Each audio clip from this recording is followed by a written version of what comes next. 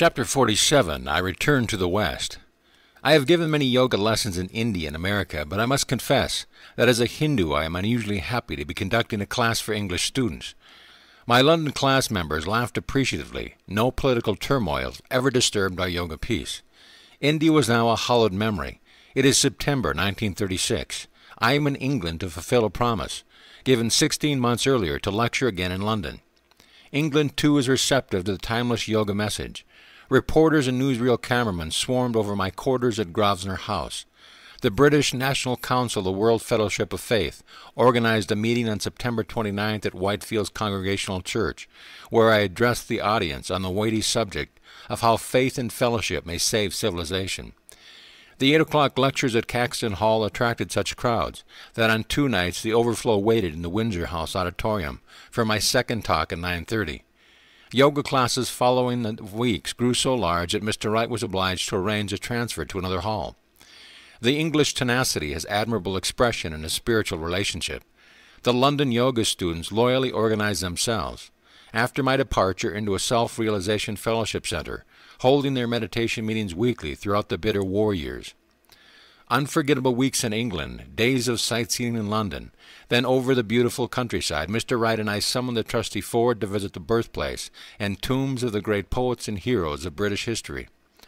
Our little party sailed from Southampton for America in the late October on the Bremen. The majestic Statue of Liberty in New York Harbor brought a joyous emotional gulp, not only to the throats of Miss Belch and Mr. Wright, but to my own. The Ford, a bit battered from struggles with ancient soils, was still puissant. It now took its stride the transcontinental journey to California. In late 1936, Mount Washington.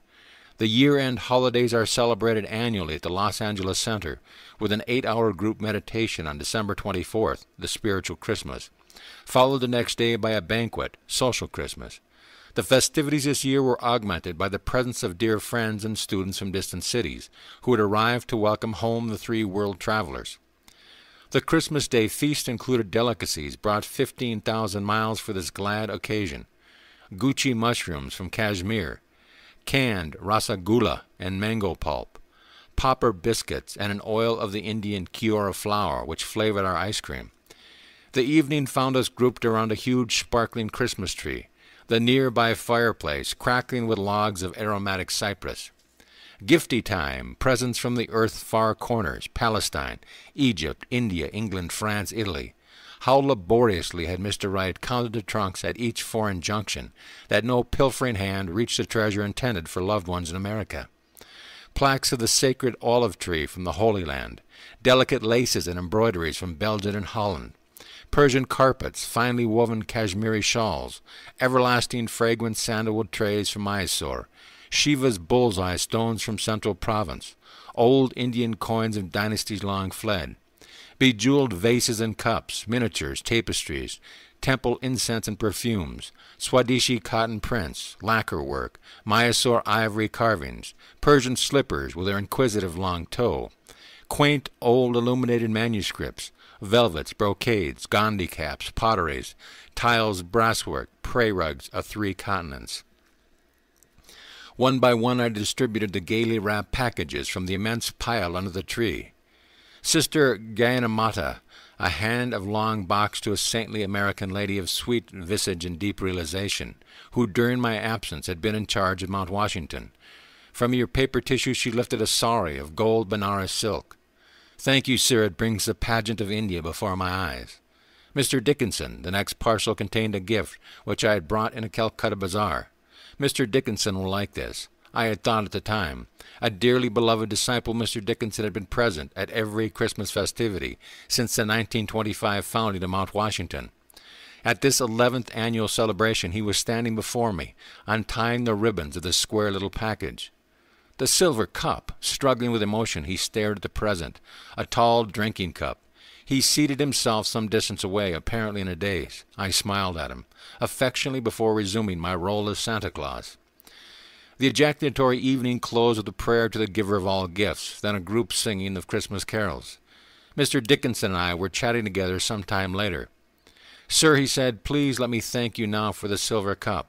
I could not find any words on Christmas night. I bought the gift especially for you. For 43 years I have been waiting for that silver cup. It is a long story, one I have kept hidden within me. Mr. Dickinson looked at me shyly. The beginning was dramatic. I was drowning.